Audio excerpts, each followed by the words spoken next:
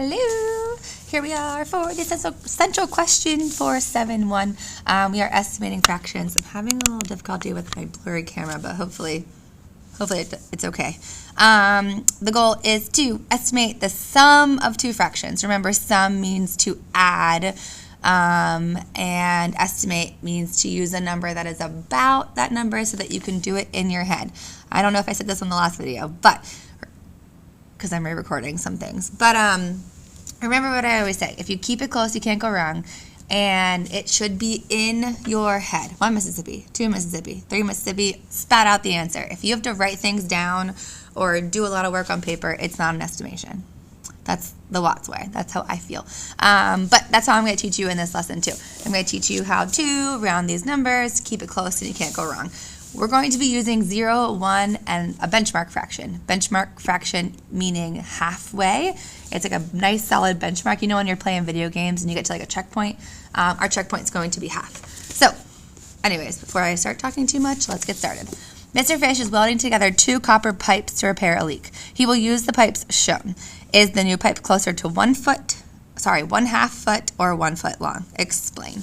So you can add to find the sum, and it says estimate the sum 1/6 plus 5/12 to find out about how long the combined pipes will be. Remember, sum is equal to add, about, estimate. These are all numbers or words that tell me to round or use compatible numbers. So for this example, we have 5/12 and 1/6. When I weld it together to fix it, it's going to be a new pipe. So here's how I'm going to first show you, which is using the fractions that they give us and replacing them with the nearest 0, half, or whole. Okay? A number line can make it easy to decide if each fraction is closest to 0, half, or whole. So you'll hear me say that in class a lot, like, okay, 0, half, or whole whenever you're trying to estimate. So let's start with 1/6. 1/6, I can see on this number line, is definitely closer to 0 because this is 0/6. This is 1/6. A whole would be 6/6. Anything over itself is equal to 1. We're going to talk about the giant 1 in future lessons.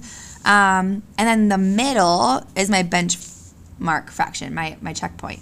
So if I'm halfway there, I am at 3/6. And I ask myself, is 1/6 closer to 0/6 or is 1/6 closer to 3/6?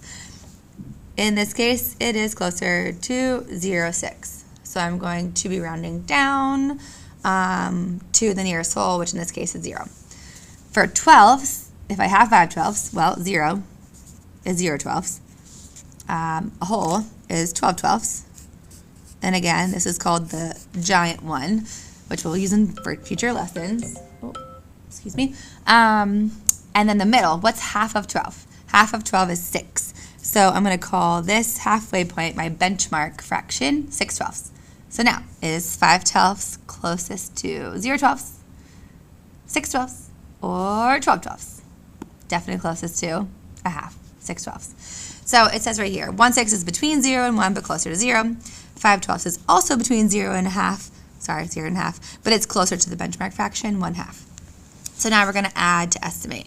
A good estimate of 1/6 plus 5/12ths is 0 plus a half equal to, or a half equals a half. So welding the pipes together will be closer to a 1/2 foot than 1 foot long. And I like how she puts her answer in a sentence. Since each addend is less than half, it is reasonable that their sum is less than 1. So what they're saying here is even if I rounded these both up to a half, it would still be 1 or less than 1 because that would be an overestimate. Okay? All words that should be coming back from other lessons that we've learned. All right, time for the convince me. So this is always your way of showing me that you are ready to move on or that you understood what I just taught. Today's convince me is a critique reasoning, so you're going to be thinking about what she says and if it makes sense to you with math.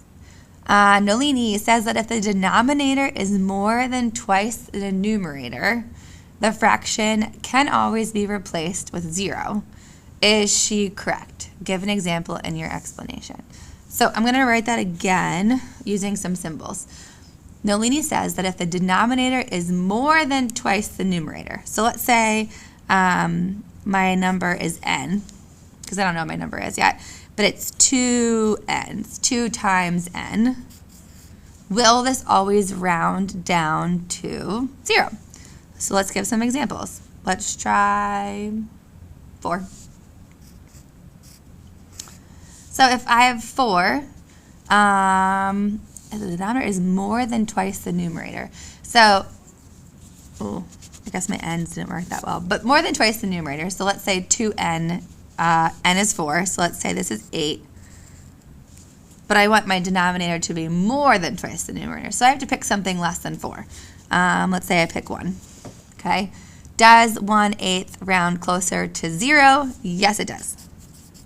But, and that's a big but, not all fractions are going to round down to 0. Can you think of something else that I could put in the numerator that is less than twice, but would round to a half?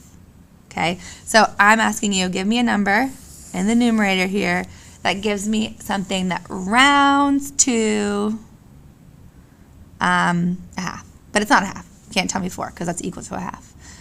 Okay, good luck. If you understand this, awesome. If you need some help, come see me. As always, for my kids who are learning at home or catching up on pace, I will also, do the guided practice here. But if you want to come see me at small group, come on over and we'll do those together. Thanks.